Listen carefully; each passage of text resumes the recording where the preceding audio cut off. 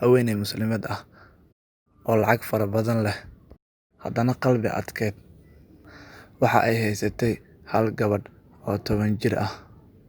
Waxa ay ku barbaarisay in ay dadka ka korayso iyo kibir fara badan. Markii haweeneydan ay xanuunsatay, waxay u dirtay gabadheeda guriga adeerkeeda oo ku yaala tuulo yar oo u dhow, si iyadu ay u aado safar caafimaad oo dibadda ah.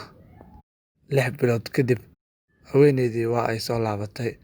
Waxa ayna gaarigeeda u kaxaysatay tuuladii ay ku nooleed gabadheeda si ay u soo kaxaysato.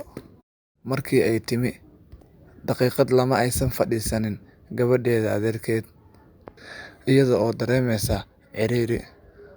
Markii ay soo aaday gaariga si ay u kaxaysato gabadheeda, waxa ay ogaatay in gaariga uu halaysan yahay, ayna haysanin waddo kale oo aan ka ahayn in ay raacdo tareen.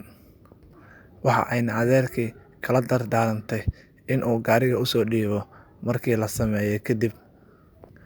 Gabadhii yareed iyo hooyadeed waxa ay soo koreen tareenka. Daqiiqado kadib, waxa uu imaaday nin dhalinyaro ah oo iibinaya cuntooyinka fudud. Waxa uu xirnaa dhar jeexan, waxaana ka muuqday calaamadaha faqriga. Waxa uuna u soo bandhigay haweeneydii alaabadii uu waday, waxayna u fiirisay si ay ku jirto isla weyni. Waa ayna ka diiday in ay wax ka iibsato. Waxa ayna ka dalbatay inuusan ka soo ag dhowaanin. Gabadhii ayaa waxa ay gacanta saartay cuntadii, waxayna hooyadeed ka dalbatay in ay u iibiso ama ninkan miskiinka ah ay siiso xoogaa lacag ah. Waxa ayna dhahday gabadhii, waxaa lagama maarmaan ah inaan karaameyno, maxaa yeelay Nabigeena naxariis iyo nabadgelyo korkiisa ha ahaatee waxa uu yidhi: qofkii karaameeya qof faqiir ah, waxa uu Alle la kulmi doonaa maalinta qiyaamaha asagoo raalli uu ka yahay. Haweeneydii waxa ay la yaabtay hadalladii gabadheeda, iyadoo aanan maalinna uga sheekeynin Rasuulka iyo Islaamnimada. Waxa ayna ogaatay in gabadheedii dhaqamadeedii in ay wax ka beddelmeen intii ay la joogtay adeerkeeda. Hooyadii waa ay ka xanaaqday hadalladii gabadheeda. Waxa ayna ninkii faqiirka ahaa ku amartay inuu isaga tago meeshan.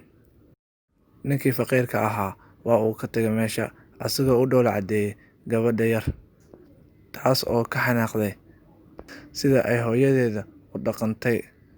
Waxa ay bilowday in ay akhriso aayado ka mid ah Qur'aanka Kariimka ah oo ay ku xifdisay intii ay joogtay guriga adeerkeeda ilaa gaariga uu ka tagay meesha ay rabeen.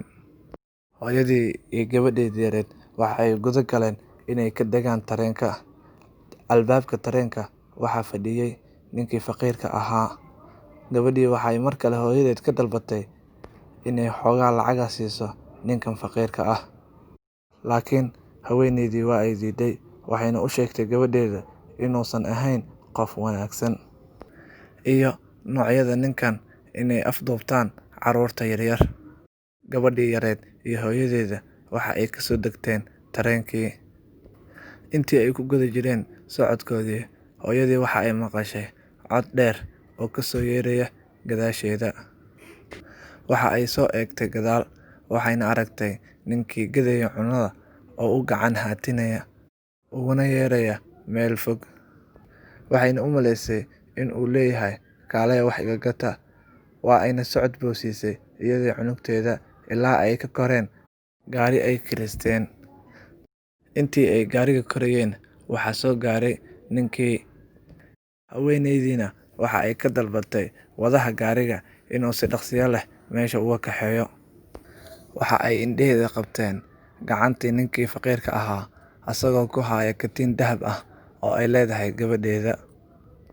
Waa ay istaajisay gaariga, waxayna u sheegtay ninkii faqiirka ahaa in katiinkan ay leedahay gabadheeda yar. Hooyadii waxay aad ula yaabtay markii ninkii faqiirka ahaa uu u sheegay in katiinkan ay siisay gabadheeda yar markii ay ka soo degaysay tareenka.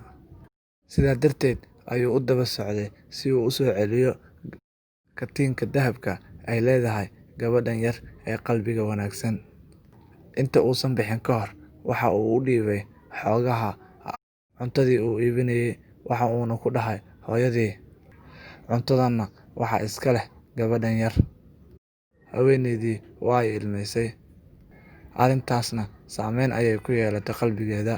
Waxa ayna u cudur daaratay ninkii faqiirka ahaa. Ninkii waa uu qaatay raaligelintii, waxa uuna ka codsaday haweeneydii in aysan dadka ku qiimeynin muuqaalka kore, ku qiimee qofka qalbigiisa. Taas ayaa ugu muhiimsan uguna qaalisan. Markii haweeneydii ay ku soo noqotay gurigeeda, waxay ogaatay in gabadheedii ay taqaano wax badan oo ka mid ah Islaamka iyo Qur'aanka Kariimka. Waxayna ogaatay inaysan waajibka aysan ka tagin intii ay joogtay guriga adeerkeed. Waxa ayna gabadheeda ka dalbatay in ay barto wixii ay soo baratay oo dhan. Ugu dambeynna waxa ay ka tagtay qalbi adeegii iyo ogaansho la'aanta. وقل اعملوا فسيرى الله عملكم ورسوله والمؤمنون وستردون إلى عالم الغيب